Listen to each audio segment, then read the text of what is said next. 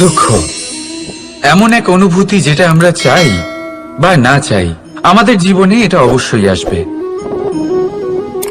আমাদের মনকে বিব্রত করে তুলবে, আমাদের মনকে বিচলিত করে তুলবে। কখনো ভেবে দেখেছেন এই দুঃখ আমাদের জীবনে কেন আসে, কিভাবে আসে? যদি আপনি মন দিয়ে চিন্তা করেন তাহলে আপনি বুঝতে পারবেন যে এই দুঃখের অনুভূতি পরিস্থিতির থেকে বেশি মানসিকতার থেকে বেশি আশেপাশের লোকজনের সাথে জড়িয়ে। সময়, জীবন, কাল, দেখতে গেলে এই তিনটি শব্দ একটি শব্দেরই সমার্থক শব্দ মনে হয়, কিন্তু এই শব্দগুলির অর্থ কি সমান? কখনোই নয়। হ্যাঁ, এই সময় চলতে থাকে, জীবন চলতে থাকে, কালচক্র চলতে থাকে। এই সময় কেটে যায়, কিন্তু এই জীবন একে যাপন করতে হয়। কি বলেন? এই জীবনে কিছু করুন বা কিছু না করুন, জীবন এমনি কেটে যাবে, আপনি জানতেও পারবেন না। কিন্তু সেটা আমাদের উদ্দেশ্য নয়, একে যাপন করতে হবে। এই জীবনে প্রেরণা পেতে শিখুন, প্রেরণা দিতে শিখুন, আহ্বান গ্রহণ করতে শিখুন, আহ্বান জানাতে শিখুন, মহান কাজ করতে শিখুন, ধন্যাত্মক বোধ জাগিয়ে তুলুন। জীবন অতিবাহিত করার অর্থ কি তা আপনি শিখে যাবেন। কারণ সময় কেটে যায়, সমস্ত যুগ কেটে যায়, কিন্তু জীবনের রীতি জীবন কাটিয়ে দেওয়া নয়, জীবন যাপন করা। এই জীবন সম্পূর্ণরূপে অনুভব করতে হবে, নতুন পথ বানাতে হবে। এবারে যদি এই জীবন বাঁচার সময় একবার ভেবে দেখুন, যদি মনে প্রেম থাকে, সদ্ভাবনা থাকে, তাহলে কি হবে? এই জীবনকে বাঁচার অনুভূতিটাই অন্যরকম হয়ে যাবে, একটা আনন্দময় অনুভূতি লাভ করবেন। তাহলে এটাই করুন আর আমার সাথে ভালোবেসে বলুন, রাধা রাধা।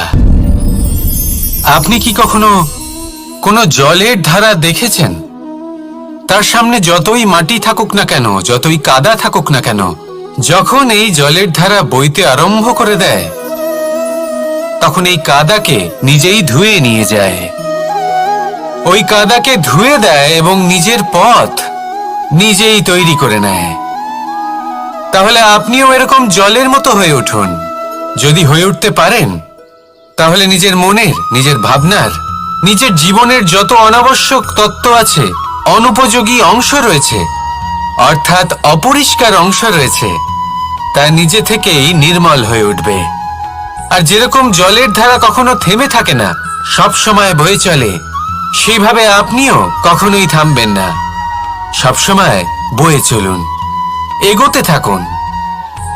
পথে যদি অনেক বিপদ আসে, সমস্যা আসে, থামবেন না, তার উপর নিরন্তর প্রহার করুন, নিরন্তর প্রয়াস করুন আর অগ্রসর হন। আপনি ভেবে দেখুন, এই জলের ধারা কখনো থেমে থাকে না, সবসময় বয়ে চলে, বিপদের সম্মুখীন হয়ে তাকে সাথে বয়ে নিয়ে চলে। সেই জন্য জলের ধারা, প্রবাহমান এই ধারা, এর থেকে কখনো দুর্গন্ধ আসে না, এতে কখনো ময়লা জমতে পারে না, বরং পালিত হয় সুন্দর প্রাণবন্ত জীবজন্তু, যেমন সুন্দর ছোট মাছ। তাই আপনিও এটাই করুন, কখনো থামবেন না, শুধু চলতে থাকুন, জলের ধারার মতো বইতে থাকুন। আপনি আপনার লক্ষ্য অবশ্যই খুঁজে পাবেন, আর তার সাথে নিজের অন্তরের যে মালিন্য রয়েছে তা আপনি নিজেই নিজের থেকে দূরে করে দেবেন। তাহলে আসুন আর আমার সাথে ভালোবেসে বলুন, রাধা রাধা। বৃষ্টির জল যখন মেঘের দ্বারা টিপ টিপ করে ঝরে পড়ে, তখন কি ভালো লাগে, তাই না? শুধু যে এই আবহাওয়া ভালো করে তুলে তাই নয়, এই মাটিতে সমাহিত হয়ে একটা অত্যন্ত সুন্দর গন্ধ উৎপন্ন করে। এই লতা পাতা, এই বৃক্ষ এদের জীবন দান করে, এদের পুষ্ট করে তোলে, আর তার সাথে অনেক জীবের কল্যাণ করে। কিন্তু ভাবুন, যখন বজ্রপাত হয় তখন কি হয়? এই সমস্ত জলের ফোঁটা অনিয়ন্ত্রিত হয়ে যায়, একটা ভয়ানক বন্যার রূপ নিয়ে নেয়, যা শুধুমাত্র মহাবিনাশ করে। এর সারমর্ম কি? এর সারমর্ম হলো কর্ম করুন, কিন্তু তার নিয়ন্ত্রণ রেখে। যদি আপনি নিয়ন্ত্রণে না থাকেন, তাহলে আপনিও জীবনরূপী এই বর্ষার পরিবর্তে ভয়ানক বন্যার রূপ ধারণ করবেন। এবার বিকাশ ঘটাবেন নাকি বিনাশ, সিদ্ধান্ত হলো আপনার। যদি বিকাশ ঘটাতে চান, তাহলে নিজের কর্মের সাথে সাথে নিজের মনকেও নিয়ন্ত্রণ করতে শিখুন। এই মনকে সংযত করুন, একে নিয়ন্ত্রণে রাখুন, নিজের কর্মকে নিয়ন্ত্রণে রাখুন, ভারসাম্য বজায় রাখুন। আর আমার সাথে ভালোবেসে বলুন, রাধা রাধা। কখনো ঘোড়া আর তার ঘোড়সওয়ারিকে দেখেছেন? ঘোড়ার ডান এবং বাম দিকে যেন একটা পর্দা লাগানো থাকে। তার কারণ কি? যাতে ঘোড়া অন্য কোনো দিকে দেখতে না পায়, শুধুমাত্র সামনে দেখে আর সেই দিকেই এগোতে থাকে। বলতে গেলে এটা খুব সাধারণ ব্যাপার, কিন্তু এর পেছনে খুব বড় এক বিজ্ঞান লুকিয়ে রয়েছে। আপনি যদি জীবনে নিজের লক্ষ্যে পৌঁছতে চান, তাহলে আপনাকে এদিক ওদিক তাকানো বন্ধ করতে হবে, শুধু সামনে নিজের লক্ষ্যের দিকে তাকিয়ে থাকতে হবে। তখনই জীবনে সাফল্য লাভ করবেন। ঘোড়া তো শুধুমাত্র এক পশু, তার উপরে লাগাম পরাতে হয়, চোখের ডান এবং বাম দিকে পর্দা পরিয়ে দেওয়া হয়। আপনি হলেন মানুষ, আপনাকে লাগাম কে পরাবে? কেউ না। এটা আপনাকে নিজেকেই করতে হবে। মনের গভীরে প্রবেশ করুন আর আবেগগুলিকে লাগাম পরান, তাদের নিয়ন্ত্রণ করতে শিখুন।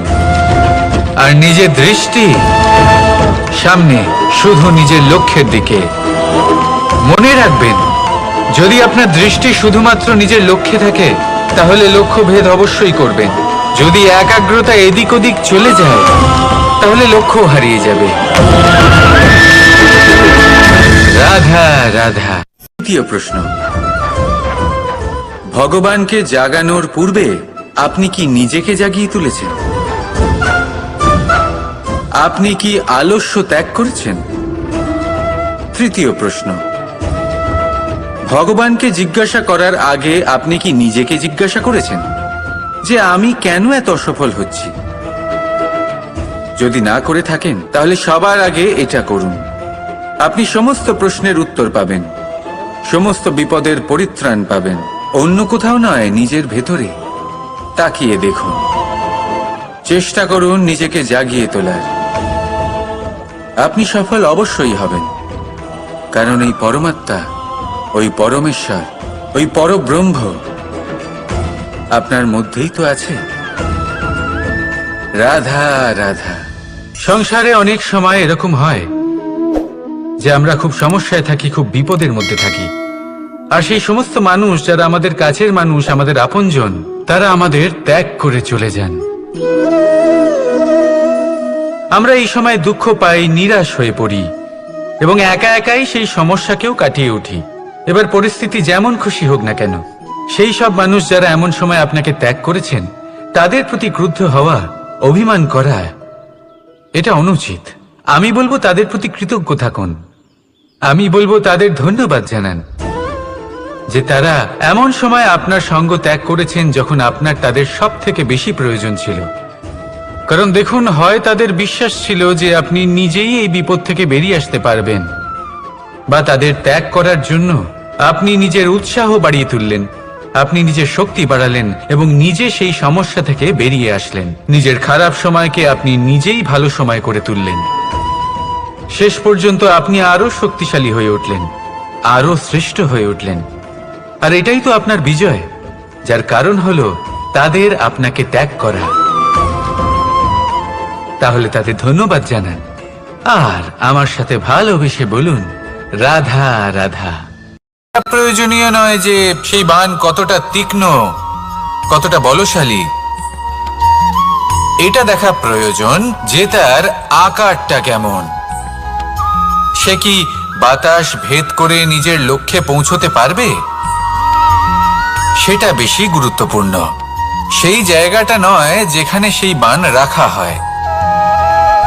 ঠিক সেইভাবে যদি আপনি কোনো মানুষেরই মূল্য বুঝতে চান, তাকে পরখ করে দেখতে চান, তাহলে তার জাতি, তার ধর্ম, তার রূপ, তার আকার, সেগুলো দেখে তাকে পরখ করতে চেষ্টা করবেন না। তাকে পরখ এই সব কিছুর ভিত্তিতে করবেন না। তার স্বভাবটা দেখুন, তার গুণ দেখুন, তার প্রতিভা দেখুন, তার কর্ম দেখুন, কারণ এটাই সেই ব্যক্তির আসল পরিচয়, এটাই হলো তার অস্তিত্ব। যখনই আপনি কোনো নর্তককে শ্রেষ্ঠ নৃত্য প্রদর্শন করতে দেখেন, তখন আপনি কিন্তু এটা ভাবেন না যে সে কোথা থেকে এসেছে, সে কি খায়, ওর বন্ধু বান্ধব কারা। আপনি তার নৃত্য দেখেন, ওর শিল্প দেখেন, সেটারই প্রশংসা করেন, সেটাকেই সম্মান করেন। সেইভাবেই সংসারে সকলকে সম্মান করুন। আর এই সম্মানের আধার হওয়া উচিত তার গুণ, তার স্বভাব, তার কর্ম, তার রূপ আর তার বেশভূষা নয়। আসুন আমার সাথে ভালোবেসে বলুন, রাধা রাধা। এই সংসার বলে যে কৃষ্ণ হলো মহাযোগী, কেউ বলে যে কৃষ্ণ হলো সাংখ্যযোগের প্রবর্তক, কেউ বলে ভক্তিযোগের, কেউ বলে জ্ঞান যোগের, কেউ কেউ এটা মনে করেন যে অষ্টাঙ্গ যোগের প্রভু হলাম আমি। কিন্তু এই যোগ আসলে কি? যোগ বিষয়টাকে বোঝা খুব একটা কঠিন নয়, কিন্তু সেই যোগকে নিজের যাপনের অংশ করে তোলা হলো অত্যন্ত কঠিন, আর তার জন্য প্রয়োজন অভ্যাস। যোগ শব্দটার অর্থ হলো যুক্ত করা, আর এটা আমি ছোটবেলায় শিখেছিলাম। যখন আমার মাখন খেতে ইচ্ছে করত আর মা মাখনের সেই হাঁড়িটা ওপরে টাঙিয়ে রাখতেন, তখন আমরা ভাবতাম যে অত দূরে পৌঁছবো কি করে। তখন আমরা যোগের বিষয়ে জানতে পারলাম, আর তখন জানতে পারলাম যে সবথেকে গুরুত্বপূর্ণ যোগ আসলে কি? সহযোগিতা, সাহায্য। আমরা সব সখারা একসাথে জড়ো হতাম, একে অপরের পিঠের ওপর উঠে দাঁড়াতাম, আর তারপর আমরা ওই মাখনের হাঁড়ির কাছে পৌঁছতে পারতাম, আর তারপর আমরা সবাই মিলে সেই মাখন ভাগ করে খেতাম। সহযোগিতা, এটা অত্যন্ত গুরুত্বপূর্ণ। পাণ্ডবরাও মহাভারতে এটাই করেছিলেন। ওনাদের সাথেও কেউ ছিল না, একে অপরকে সাহায্য করে ওনারা অনেক বীরদের একত্রিত করেছিলেন। তারপর অবশেষে মহাভারতের এই মহাযুদ্ধে ওনারা জয়লাভ করেছিলেন। রামায়ণে রাম এবং লক্ষ্মণের সাথে কেউ ছিল না। সহযোগিতার মাধ্যমে ওনারা ভাল্লুক আর বানর সেনাকে একত্রিত করেছিলেন, আর এই সংসারের সব থেকে প্রবল রাক্ষস রাবণকে বধ করেছিলেন। মনে রাখবেন, একসাথে মিলে যদি আপনারা কর্ম করতে শেখেন, তাহলে এই সংসারে এমন কিছুই নেই যেটা আপনি অর্জন করতে পারবেন না। আসুন আমার সাথে ভালোবেসে বলুন, রাধা রাধা। আমরা সকলে সামাজিক জীব। মানুষের সাথে দেখা সাক্ষাৎ করা এটা চিরকালই চলতে থাকে। আমরা কখনো কাউকে উপহার দিই, আবার কখনো কেউ আমাদের উপহার দেয়। কখনো কি এমন হয়েছে যে আপনি কাউকে একটা উপহার দিয়েছেন, কিছু সময় পরে বা কিছু মাস পরে সেই উপহারই ঘুরে ফিরে আপনার কাছেই এসেছে, অর্থাৎ সেই বস্তুটাই আপনার কাছে আবার ফিরে এলো? এরকম হয়। ছেলেবেলায় একদিন একজনের বিবাহ ছিল, তখন মা তাকে একটা উপহার দিতে চাইছিলেন, তাই তিনি একটা পোশাক বানালেন আর সেটাকে সুসজ্জিত করছিলেন। আমি দেখলাম আর জিজ্ঞেস করলাম যে মা, এই পোশাক এত সুসজ্জিত করার কি আছে? তখন মা বললেন যে কানাই, কখনো কাউকে এমনই উপহার দেবে, এমন প্রকারে দেবে যে সেটা যদি আবার ঘুরে ফিরে তোমার কাছে ফিরে আসে, তাহলে যেন তোমার খারাপ না লাগে। এটাই কিন্তু হয় আমাদের ব্যবহারের সাথে, কর্মের সাথেও এবং আমাদের কথার সাথেও। তেমনই আচরণ করবেন যে আচরণ আপনি সহ্য করতে পারবেন। যদি মুখ থেকে কটু কথা বেরোতে থাকে, তখন নিজেকে সংযত করে নিন। সেই শব্দই প্রয়োগ করুন যেটা আপনি তার বদলে শুনতে চাইবেন, এবং আপনার দুঃখও হবে না। কারণ আপনার কর্ম এমন একটা উপহার যেটা আবার ঘুরে ফিরে ফলস্বরূপ আপনার কাছেই আসবে। সেই জন্য নিজের আচরণ শুভ করুন, নিজের মানসিকতা শুভ করুন, নিজের মুখ থেকে মধুর বাণী নিঃসৃত করুন, আর এইভাবেই মধুরভাবে বলুন, রাধা রাধা। পাশা নামক এই খেলাটি আপনারা নিশ্চয়ই খেলেছেন। না খেলে থাকলে দেখেছেন, আর যদি দেখেও না থাকেন তাহলে নিশ্চিত রূপে শুনেছেন। মহাভারতের এই মহাযুদ্ধ কোথাও না কোথাও এই পাশা নামক খেলার কারণে হয়েছিল। পাশার এই বিচিত্র খেলা, দান, এইসবের কারণে কেউ নিজের মাথায় রাজ মুকুট পরিধান করেছিলেন, আবার সেখানে পরাজিত হওয়ার জন্য কাউকে বনবাসও ভোগ করতে হয়েছিল। কিন্তু এই খেলা সমাপ্ত হওয়ার পরে সমস্ত ঘুঁটি আর এই পাশার ছক একই পুটলিতে স্থান পেল। এটাই হলো আমাদের জীবন। এই সংসারে আমরা জয় পরাজয়ের বিষয়ে এতটাই ভাবি, এত চিন্তা করি যে এই জীবনের খেলার আনন্দটাই উপভোগ করতে পারি না। আর অবশেষে কি হয়? কেউ জয়ী হন, কেউ পরাজিত হন, কিন্তু দুজনেই একই স্থানে পৌঁছে যান। প্রত্যেক ব্যক্তি মৃত্যুর পরে একটি নির্দিষ্ট স্থানেই পৌঁছতে বাধ্য, কিন্তু ততক্ষণ এই জীবন, এই খেলা, তার আনন্দ উপভোগ করুন। এই সংসারে সেই ব্যক্তি শ্রেষ্ঠ স্থানে পৌঁছতে পেরেছেন যিনি এই সংসারকে প্রকাশ প্রদান করেছেন, যিনি কখনো জয় পরাজয় এই বিষয়ে ভাবেননি, শুধু এই জীবনের খেলার আনন্দ উপভোগ করেছেন। এটাই আপনিও করুন আর আমার সাথে ভালোবেসে বলুন, রাধা রাধা। যখন কোনো ব্যক্তি নিজের লক্ষ্য প্রাপ্তির জন্য নিরন্তর পরিশ্রম করতে থাকেন, চেষ্টা করতে থাকেন, তখন তিনি কষ্ট অনুভব করেন, কখনো শারীরিক কষ্ট, কখনো মানসিক কষ্ট। এবার উনি এটা ভাবতে থাকেন যে আমি কি উচিত করছি নাকি অনুচিত করছি। কারণ অন্যদিকে এমন একজন ব্যক্তিও আছেন যিনি একদমই পরিশ্রম চেষ্টা করছেন না। তিনি মদিরা পান করেন, বিলাসিতায় জীবন কাটান, অলস প্রকৃতির হয়ে ওঠেন, নিদ্রাতে বিলীন হয়ে থাকেন আর ভাবেন যে তিনি সুখ লাভ করছেন। কিন্তু এরকম কেন হয়? কারণ যখন আমরা সৎ পথে থাকি, উচিত পথে চলি, লক্ষ্য প্রাপ্ত করার জন্য চেষ্টা করতে থাকি, তখন আমাদের ভেতরে থাকা নেতিবাচক শক্তি এবং পাপ এই দেহকে ত্যাগ করে দেয়। আর এই অনুভূতিটাই আমাদের দুঃখের অনুভূতি দেয়, কষ্ট দেয়। এবার সেখানে যদি আমরা কুপথে চলি, অনুচিত পথে চলতে থাকি, তাহলে আমাদের ভেতরে থাকা পুণ্য এবং ধনাত্মক শক্তি আমাদের দেহ ত্যাগ করে দেয়। আর এই অনুভূতির কারণেই আমরা সুখ অনুভব করি। কিন্তু কখনো ভাববেন যে এই সুখ বেশি সময় পর্যন্ত থাকে না। সেই জন্য সবসময় মনে রাখবেন, যদি আপনি জানেন যে এটাই আপনার লক্ষ্য, এটাই উচিত পথ, শুভ পথ, তাতে নিরন্তরভাবে এগিয়ে যেতে চেষ্টা করতে থাকুন। এই কষ্ট আপনাকে সুখের পরাকাষ্ঠায় কখন পৌঁছে দেবে তা আপনি জানতেই পারবেন না। আসুন আমার সাথে ভালোবেসে বলুন, রাধা রাধা। প্রত্যেক মানুষ নিজের জীবনে হীরক তথা হিরে এবং দর্পণ এই দুই দেখেছেন। এই দুই হলো সাদা এবং এরা দুজনেই আলোর প্রতিফলন ঘটায় এবং এরা দুজনেই উজ্জ্বল হয়ে ওঠে। আপনি হয়তো মনে মনে ভাবছেন যে এটা কি ধরনের তুলনা করছি। একটা হিরে তো রত্ন, তার মূল্য দর্পণের থেকে অনেক গুণ বেশি। কিন্তু হিরে থাকাতে দর্পণের মূল্য কিন্তু কোনো অংশে কমে যায় না, তাই না?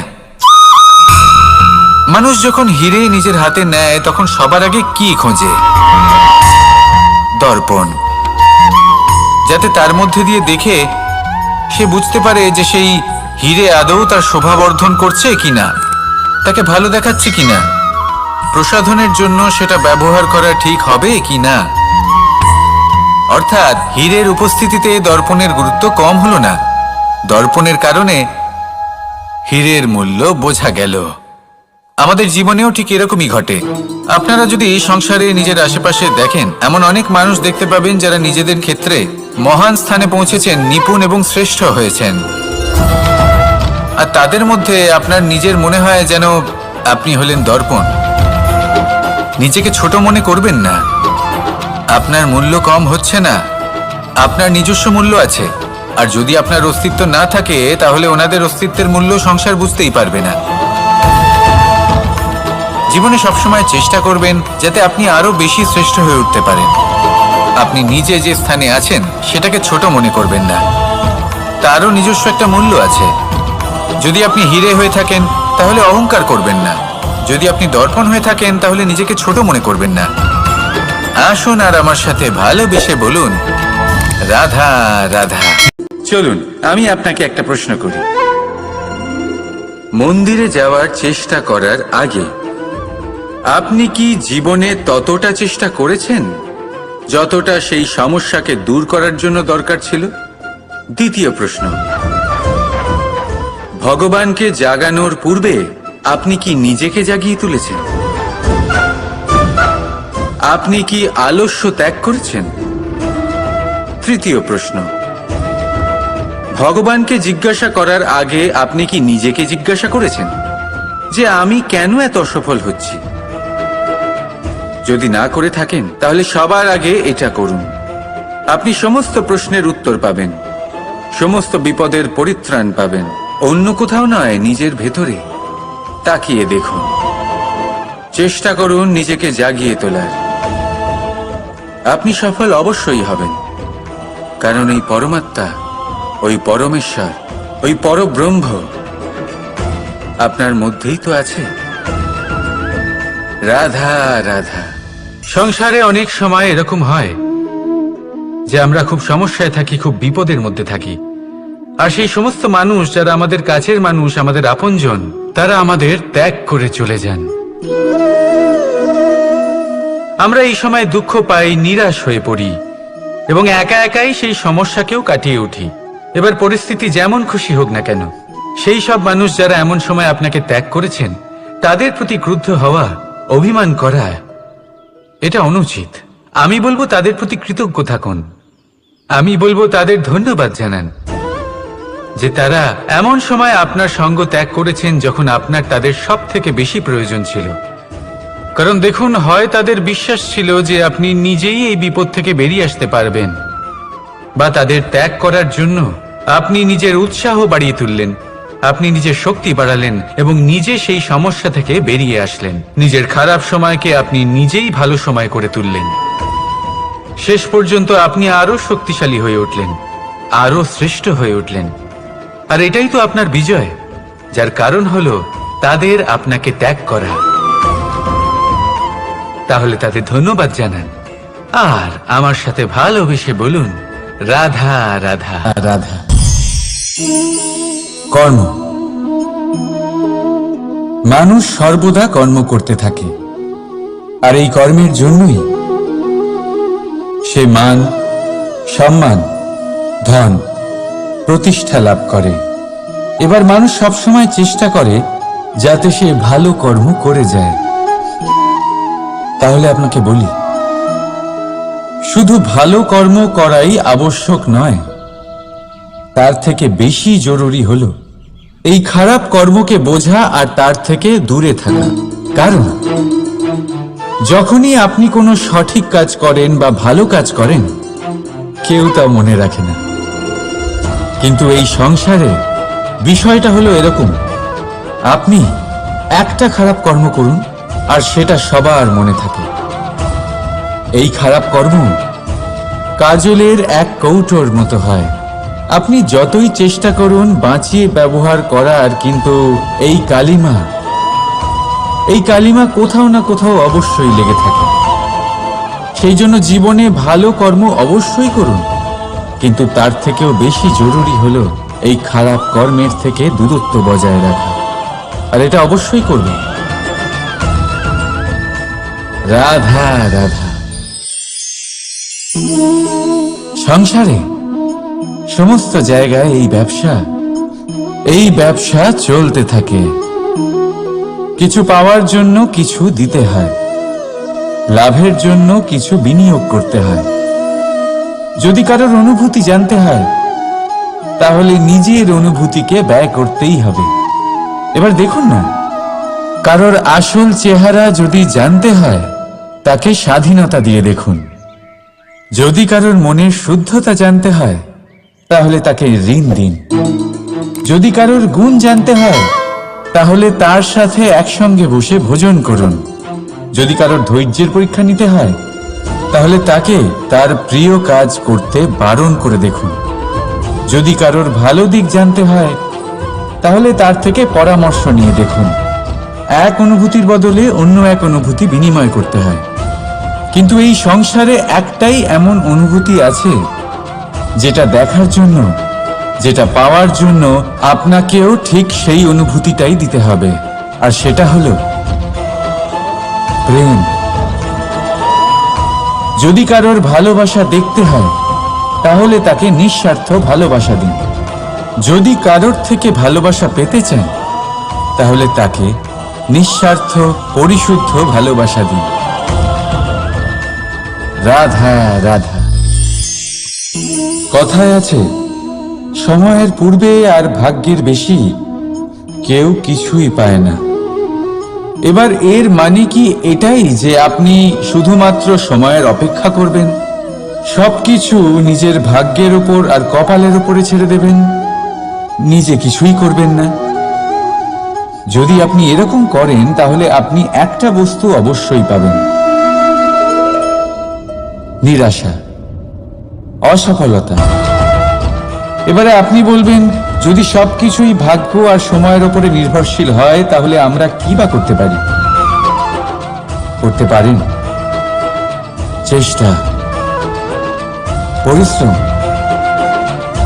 এই চেষ্টাই আপনার জীবনে সেই সময়কে আপনার কাছে টেনে নিয়ে আসে, সেই সময়ে যার অপেক্ষা আপনি করছেন। আর এই ভাগ্য তার সামনেই নত হয় যে সর্বদা পরিশ্রম করতে থাকে। রাধা রাধা। তাতে ভালোবেসে বলুন, রাধা রাধা। জীবনে শিখরে পৌঁছানোর জন্য মানুষের কি প্রয়োজন হয়ে থাকে? সিঁড়ির। কিন্তু তাও প্রত্যেক মানুষ, প্রত্যেক ব্যক্তি শিখরে পৌঁছতে পারেন না। এর কারণ কি? কারণ একটা হতে পারে যে মানুষ কল্পনা করতে থাকেন কিন্তু সিঁড়ি খুঁজে পান না। কিছু মানুষ খুঁজে নেন কিন্তু তা পেয়ে এতটাই প্রসন্ন হয়ে যান যে তারপর আর কোনো কর্মই করেন না। খুব সোজা ব্যাপার।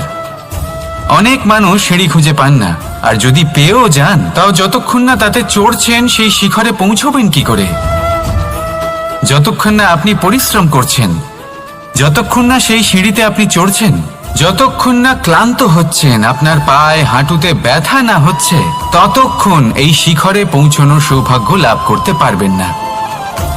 তাহলে কল্পনার সাথে কর্ম করুন, পরিকল্পনার সাথে পরিশ্রম করুন, সব কিছু পাবেন। আসুন আমার সাথে ভালোবেসে বলুন, রাধা রাধা। সমস্যা, কঠিন সময়, সংকট, বিপদ কার জীবনে নেই? প্রত্যেকের জীবনে আছে। কিন্তু আমাকে একটা কথা বলুন, যদি নৌকায় ঢেউকে ভয় পেতে শুরু করে তাহলে সাগর পার করবে কে? কখনো কোনো ছোট্ট পিঁপড়েকে দেখেছেন যে আকারে হয়তো ছোট হতে পারে কিন্তু বড় শিক্ষা দিয়ে যায়? কিন্তু আমরা শিখি না।